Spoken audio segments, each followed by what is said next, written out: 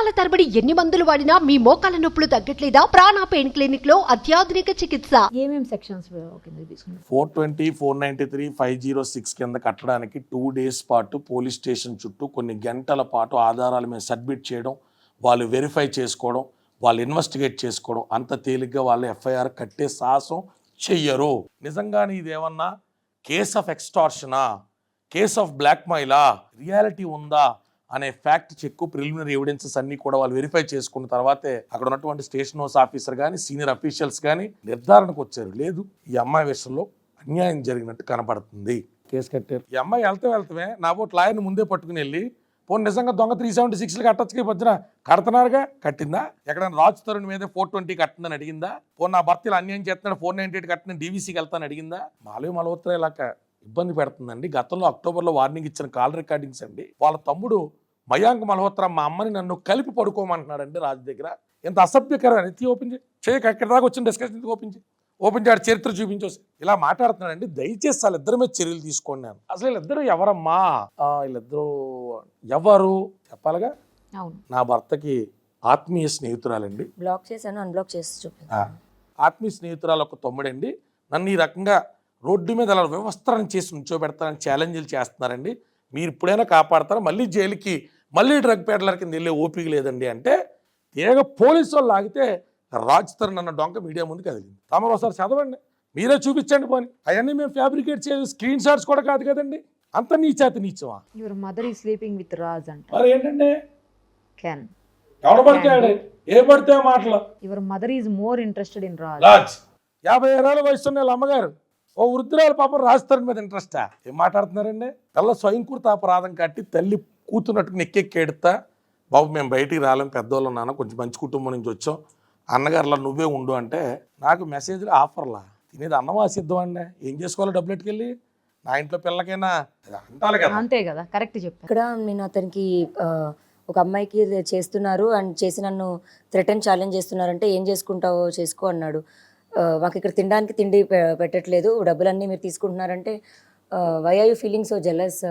మా అక్కకు ఒప్పుకుందే, డబ్బులు అడిగి తెప్పించుకుంటుంది, నీకు లేదేమో అని అడుగుతున్నాడండి. అంతకంటే ఏమైనా ఉండవు. ఈ కేసులో A3 కింద ఉన్న వాడు చేసిన దాష్టికాలు అన్ని కాదండి, చాలా సింపుల్ కేసు కింద కొడేస్తున్నారండి అందరూ. A3 అంటే ఇప్పుడు మాల్వి మల్హోత్రా వాళ్ళ తమ్ముడు అండి. అడగా చాటింగ్ అదే అర్థమైంది. బాబా అని పిలుస్తాడండి. రాజ్ తరుణ్ నువ్వు తొందరగా వెళ్తే మేము ఇది చేసుకుంటాము, నువ్వు రావాలి, నువ్వు వచ్చి గొడవ చేయాలి, నువ్వు వచ్చి చేస్తేనే మాకు క్లియర్ అవుద్ది అని వాళ్ళు వెయిట్ చేస్తున్నారు. అసలు ఓకే పెచ్చదాన్ని చేశారు, డ్రగ్ పెడలని చేశారు, పాపం వేయాల్సిన ముద్రలు వేసారు, రొంకలు అంటగట్టారు. చచ్చిపోతాదేమో అనుకున్న మూమెంట్లో సావలేదని డిసప్పాయింట్మెంట్లో ఉన్నారు. అసలు ఇంత చేసి వాళ్ళు ఆమె ఎంత మంచిగా కళ్ళద్దాలు పెట్టుకుని వచ్చింది, నిజంగా స్టైల్గా ఫేక్ అని ఇంటర్వ్యూలో చెప్పేసి వెళ్ళింది. దాని తర్వాత నేను అందుకు ఆడియో రికార్డింగ్ వాళ్ళ బర్త్డే బయట తీయాల్సి వచ్చింది. జస్ట్ 1%. మాకు సహనం ఉంది. ఈ పిల్ల ఇంకా మొగుడుతో కాపురం కావాలని అంటుంది. ఇప్పటికి స్టిల్ ఇంకా మీరు రాజ్ తరుణ్ కావాలి అని కోరుకుంటున్నారా? తనని నమ్మి నేను ఫార్వర్డ్ వచ్చాను మ్యామ్.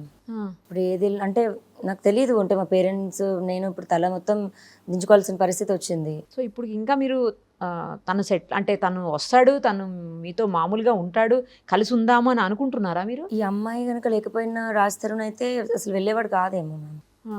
కష్టమో నష్టమో చిన్నపిల్లడండి ఈ అమ్మాయి దృష్టిలో ఇప్పుడు కూడా. అంటే అలాని కాదు, వదిలేసి వెళ్ళిపోయేవాడేమో కాదు, అట్లీస్ట్ సుఖమా సంతోషం లేకపోయినా మనిషి అన్నవాడు ఇంట్లో ఉన్నాడు అన్న దానికైనా చాలేమో మ్యామ్ నాకు. అట్లీస్ట్ అంటే నేను చూస్ చేసుకున్న లైఫ్ కదా ఇది, మా పేరెంట్స్ దగ్గరికి వెళ్ళడానికి కూడా నాకు లేదు. సరే ఆ విషయంలోని సరే ఇంట్లో వర్క్ అయితే ఉన్నాడు కదా అన్న దగ్గరైనా ఉండేదాన్ని.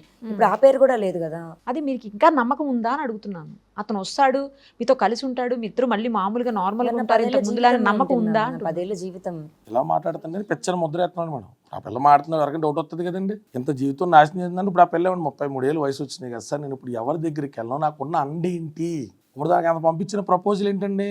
ఇలా ఇద్దరు కంబైన్డ్ ఫ్రెండ్ చుట్టం ద్వారా పంపించిన ప్రపోజల్ ఏంటి? నువ్వు ఇంట్లో ఒక మూల పడుంటానంటే పడుండు, కానీ రాజుది మాల్విది తప్పులేదని చెప్పేస్తే ఆ ఇల్లు నీ పేరు మీద రాసేస్తా, క్షమాపణ చెప్పేసి బహిరంగంగా పెళ్లి చేసుకుంటాడంట. అంటే వస్తాడంట, పెళ్లి చేసుకుంటాడంట నన్ను. మళ్ళీ సోషల్ అంటే జనాలు అందరి ముందు నిన్ను రాజు కాంప్రమైజ్ అయిపోయాము అని చెప్పాలి, కాకపోతే నేను నీతో ఉండను, పబ్లిక్ పరంగా మాత్రం ఉంటాను.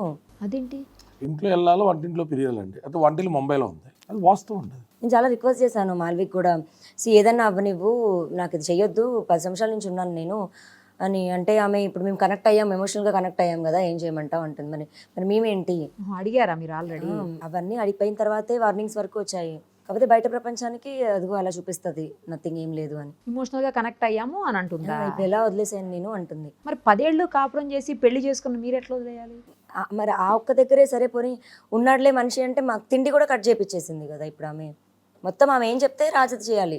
ఇప్పుడు మాల్విన్ నాతో మాట్లాడట్లేదంటే సరే ఉండు అన్బ్లాక్ చేపిస్తా అంటది. మీరు కొన్ని వినలేండి, బాగోదు కూడా. ఇంకా పిల్ల కూడా మా నోరు నొక్కేస్తుంది కాబట్టి ఇప్పటికే చాలా మాడడం కాబట్టి మాట్లాడట్లేదు. ఇంకొన్ని చూస్తే మీరు మీరు జర్నలిస్ట్ అని మర్చిపోయి గొప్పని చేసుకోవడం అతను ఇలాంటివి జరుగుతాయి, అయినా అనవసరం. ఆమె అన్బ్లాక్ చేయమంటే చేస్తాడు, ఆమె ఒక 10,000 వేయమంటే వేస్తాడు.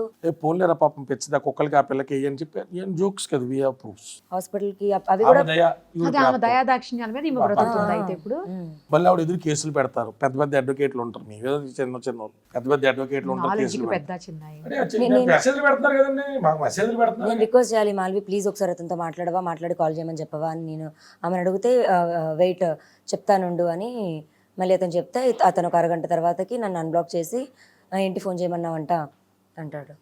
ఇది అసలు జరుగుతుంది ఫ్రెండ్స్. సుమన్ టీవీలో మీ పర్సనల్ అండ్ బిజినెస్ ప్రమోషన్స్ కోసం కింది నెంబర్కి కాంటాక్ట్ చేయండి.